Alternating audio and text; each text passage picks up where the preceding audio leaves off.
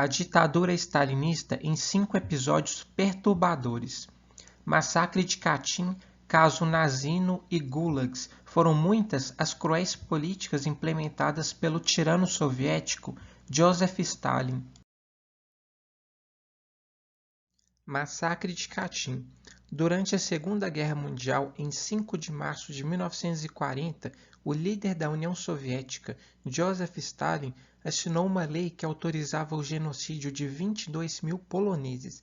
Eram oficiais do exército, engenheiros, advogados, professores universitários, entre outros membros da intelectualidade do país, que foram levados à floresta de Katyn como prisioneiros. Ao chegarem no local, foram enfileirados e receberam tiros na nuca. Em seguida, foram enterrados em valas comuns na região. Para o historiador Gerhard Weinberg, como a União Soviética esperava ter novamente a Polônia em sua fronteira ocidental naquele momento, privá-la de sua elite militar e intelectual a tornaria mais fraca, ou seja, isso seria uma vantagem para o ditador soviético.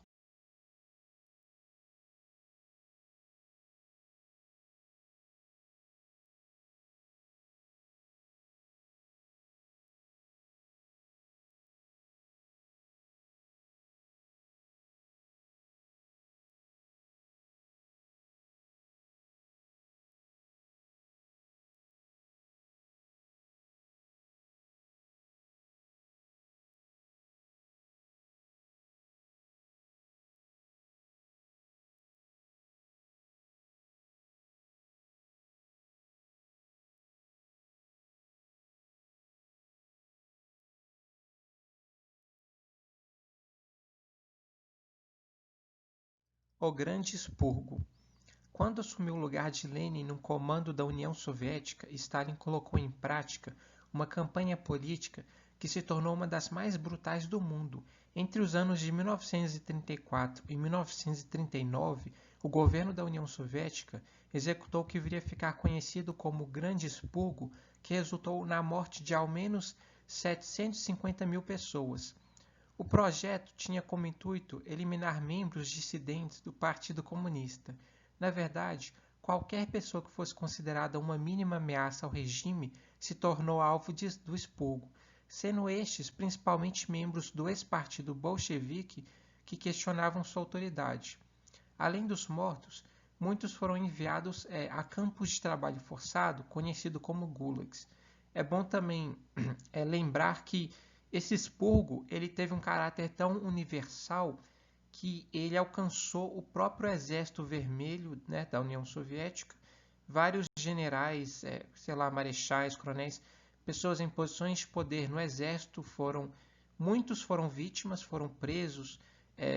Então, assim, muitas pessoas que não eram culpadas de nada, que de fato eram até patriotas ou não representavam uma ameaça ao regime, foram presas e mortas porque de alguma forma, esse método de genocídio, de violência, para Stalin representava uma forma de limpar, de fazer uma limpa no partido, no exército, nas instituições da União Soviética, para constantemente esses postos de poder serem renovados com novas pessoas que vão estar sempre alinhadas com o governo de Stalin.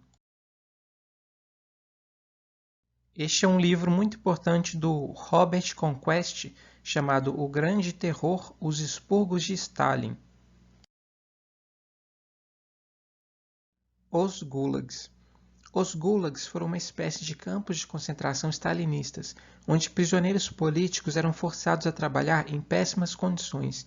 Eles eram torturados e muitos foram mortos durante esse período. Existe uma estimativa de que 28,7 milhões de pessoas passaram por esses campos de concentração entre os anos de 1929 a 1953, quando Stalin morre em 53, né? Então há um registro de quase 3 milhões de mortes, né? E assim, esses números são estimativas baseadas em vários estudos de diferentes historiadores, porque os dados oficiais registrados pelo governo soviético, eles não são confiáveis, eles são deturpados e não tem como confiar nos dados oficiais, né? Então, os presos, eles geralmente iam parar no Gulag acusados de espionagem ou traição, né? Eles eram geralmente rotulados como contra-revolucionários, inimigo da revolução, inimigo do povo, né? Então lá eram recrutados para trabalhar nas minas, pedreiras, indústrias têxteis e químicas, né? Uma série de ocupações diferentes. Também tem o caso de vários cientistas que foram forçados a trabalhar em laboratórios científicos, em espécies de prisões, e mesmo nesses campos de concentração, você tinha na obra da Ania Pebal relatos de diversos cientistas russos que foram obrigados a trabalhar como escravos, né?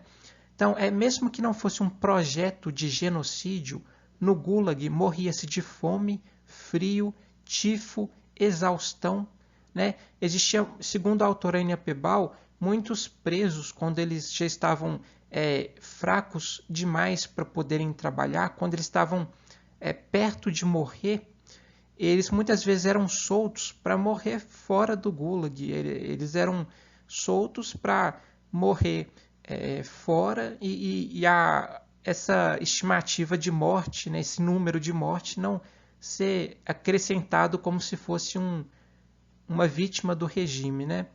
Então, apesar disso tudo, houve de fato extermínio. Imagens do Gulag. Então, aí temos imagens tanto de prisioneiros trabalhando e carregando enormes pedras e matérias-primas com equipamentos bem rudimentares, né? E também vocês podem ver aí dormitórios. Tem um dormitório está bem precário, as condições sanitárias, de higiene e de saúde eram bem precárias e as pessoas eram obrigadas a conviver com várias pessoas sem ter um mínimo de privacidade. Eles não tinham nenhum tipo de qualquer que fosse privacidade, eles tinham que ficar juntos com várias pessoas que eles nem conheciam, prisioneiros muitas vezes criminosos perigosos ou até mesmo casos de pessoas inocentes que foram mandadas para as prisões, né, para os gulags, e ficavam no mesmo local onde onde um serial killer da vida, né, onde um assassino bem profissional e violento ficava também, entendeu? Era assim. Mais imagens sobre o Gulag. Temos aí dois desenhos feitos por ex-prisioneiros, né? Que eles desenharam para mostrar para a sociedade o que acontecia lá dentro, né? E temos também uma imagem aí mostrando de cima uma espécie de desenho de como era os gulags, né? Uma das mais importantes obras sobre o Gulag e sobre o regime de Stalin, né, esse período que a União Soviética passou, é um famoso livro da jornalista e historiadora americana chamada Ania Pebal. O nome dele é Gulag. É uma história dos campos de prisioneiro soviético, né? Vocês provavelmente encontram na internet. Na verdade, esse livro ele está disponível mais em inglês, porque a versão traduzida de alguma forma já se esgotou e pelo que eu pesquisei não tem nenhuma editora vendendo e produzindo e vendendo esse livro em português. Infelizmente eu não estou achando, né? Inclusive eu comprei esse livro, mas foi usado, foi um modelo que estava sendo produzido lá no início dos anos 2000, 2004, 2005, né? É um modelo antigo usado porque eu não estou achando nenhuma editora produzindo esse livro hoje em dia em português, né? Porém, no Amazon vocês encontram com facilidade este livro em inglês, né? E a Ania Pebal, ela fez uma das melhores obras sobre o Gulag e ela ganhou o prêmio Pulitzer em 2004. Caso Nazino. Uma das mais brutais políticas praticadas por Stalin à frente da União Soviética foi um episódio em 1933 que ficou conhecido como Caso Nazino. A ação consistia em deportar mais de 6.000 pessoas para uma ilha denominada Nazino, localizada na Sibéria Ocidental, a 540 quilômetros da capital Tomsk, que era um território praticamente inóspito, né? Então, entre os meses de março e junho de 1933, milhares de pessoas foram presas e posteriormente deportadas sob acusação de falta de passaporte.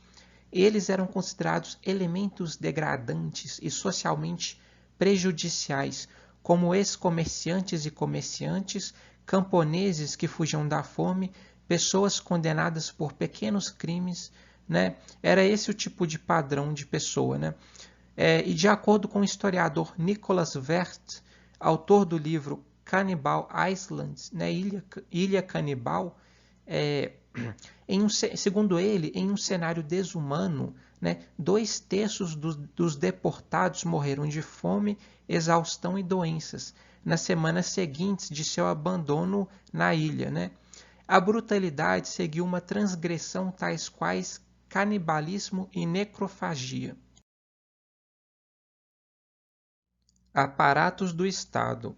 Além das ações que deliberadamente acabaram com milhares de vidas durante a ditadura stalinista, o líder soviético desenvolveu aparatos estatais que praticavam ações tão cruéis quanto suas políticas. A propaganda política, a fotomanipulação e grupos de policiamento político se tornaram regra do regime e sua marca. Com a publicidade, Stalin tentava criar a sua imagem de salvador da pátria. A manipulação nas fotografias oficiais permitia que ele reescrevesse o passado, desaparecendo com antigos aliados. E suas políticas realizavam investigações profundas sobre qualquer pessoa que se opusesse ao governo. Então, assim, de forma muito semelhante ao nazismo e à propaganda nazista, de exaltar o líder, né, o grande líder da nação, de ter o suposto Messias, né, que é a imagem do salvador da pátria, era a mesma coisa na União Soviética de Stalin. E também, pensando bem, foi a mesma coisa na antiga China socialista de Mao Zedong.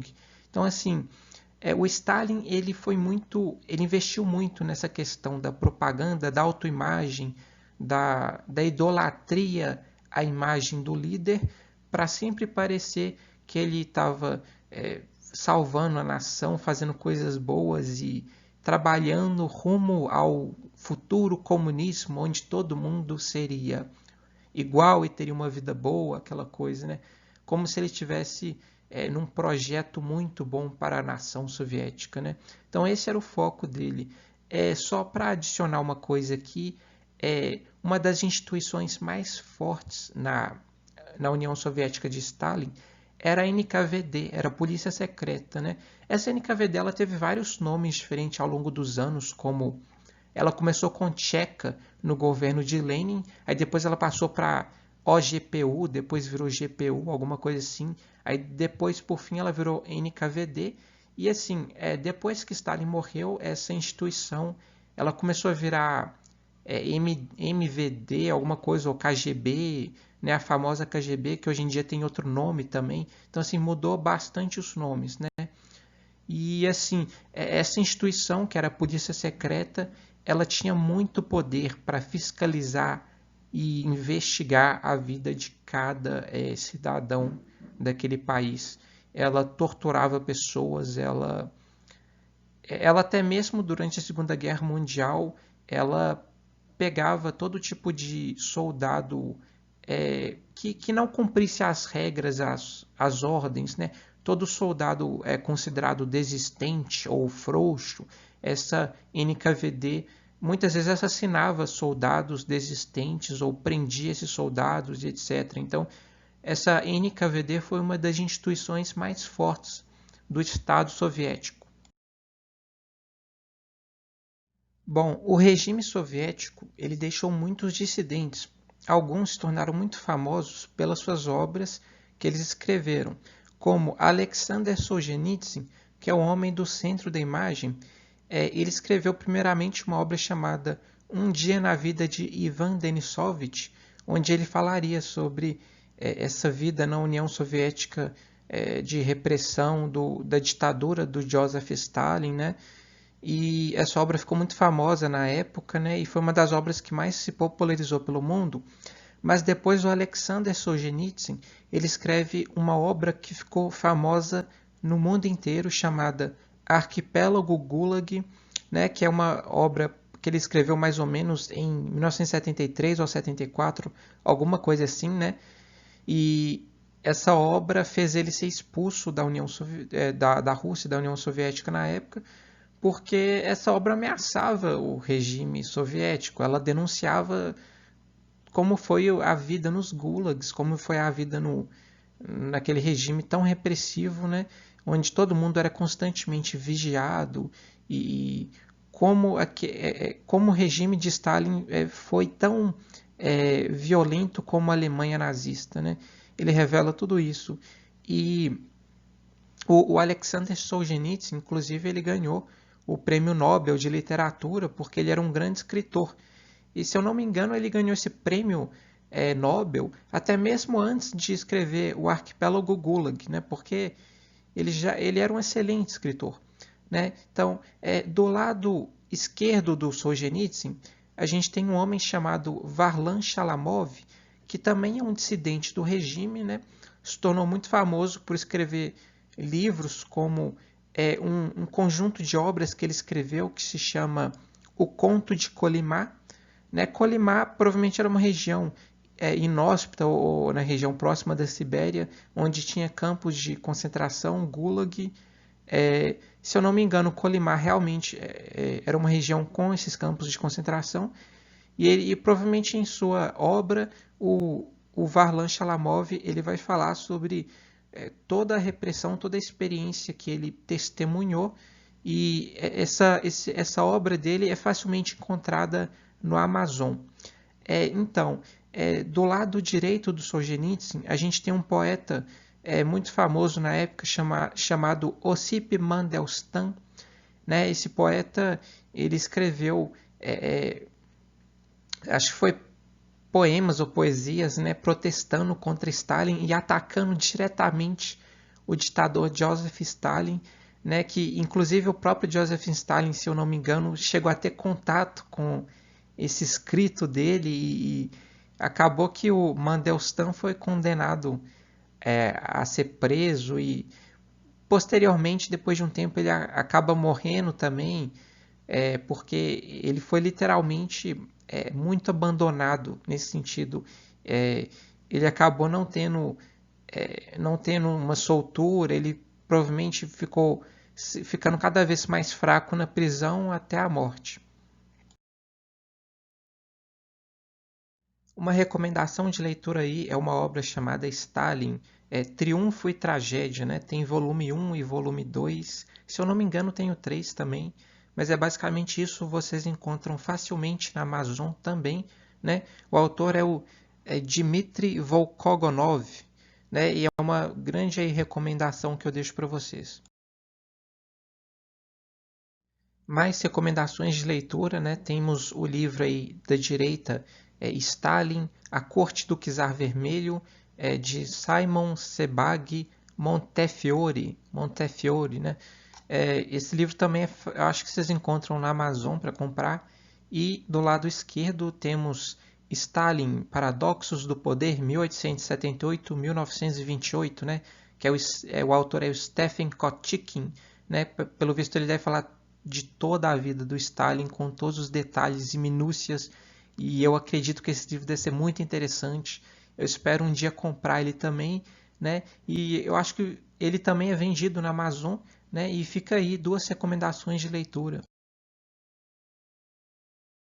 E mais recomendações de leitura, né? Do lado esquerdo aí temos uma obra chamada Dentro dos Arquivos de Stalin, né? Descobrindo uma Nova Rússia, né? Do autor Jonathan Brest. E do lado direito temos A Fome Vermelha, a Guerra de Stalin na Ucrânia, da historiadora e jornalista Annie Applebaum, onde ela vai falar sobre o grande genocídio que aconteceu na Ucrânia na década de 30, causada pelo ditador Stalin. Esse genocídio ficou conhecido como Holodomor, né? Eu fiz um vídeo sobre este episódio que aconteceu na Ucrânia, esse grande genocídio. e é só procurar no meu canal, né? Eu fiz um vídeo sobre isso. E as expectativas de mortos desse genocídio é um número tão grande, mas tão grande, que chega a ser um número parecido com o número de pessoas que os nazistas mataram nos campos de concentração, só para vocês terem uma noção. E aqui está a jornalista e historiadora Anne Applebaum, que é uma das maiores pesquisadoras sobre o regime soviético e toda a Rússia. Ela é uma grande autoridade no assunto e temos duas obras dela muito famosas que, como eu já recomendei anteriormente, que é A Fome Vermelha, né? A Guerra de Stalin na Ucrânia, encontrado no Amazon, e do lado direito é um livro mais antigo dela, né, chamado Gulag, uma história dos campos de prisioneiros soviéticos, que é uma das melhores obras que ela fez, que inclusive ela ganhou o prêmio Pulitzer, né, e ela demonstrou ter um profundo conhecimento e ela fez uma profunda pesquisa nos arquivos russos, né, nas instituições russas, e inclusive ela chegou a entrevistar sobreviventes do regime soviético, né, do regime de Stalin, e tudo isso ela vai colocar em sua obra, né? E só para adicionar aqui é que além dessas duas obras, ela tem uma outra obra que vai se tratar um pouco desse contexto de União Soviética no pós-guerra, ou melhor, no pós-morte de Stalin, também, que se chama A Cortina de Ferro, né? Provavelmente ela vai falar sobre a ocupação dos países do leste europeu pelos soviéticos, né? E é uma obra que parece muito interessante também, e fica aí a recomendação. Aí um mapa da União Soviética e os gulags, né, que eram os campos de trabalho forçado. Apesar de que o mapa está meio pequeno, ainda assim dá para vocês terem uma noção da quantidade de campos de concentração que eles tinham, né, no regime de Stalin.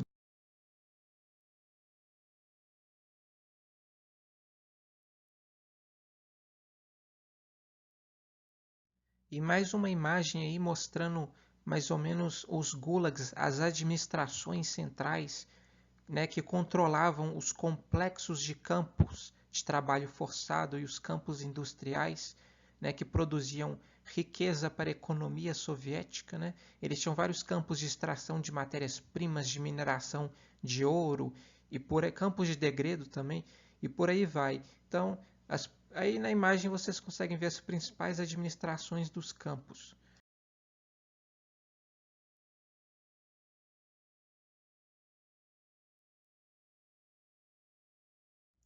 Obrigado pela audiência, se inscrevam no canal e caso gostaram do vídeo deixem um likezinho, e eu deixo aí duas mensagens para vocês.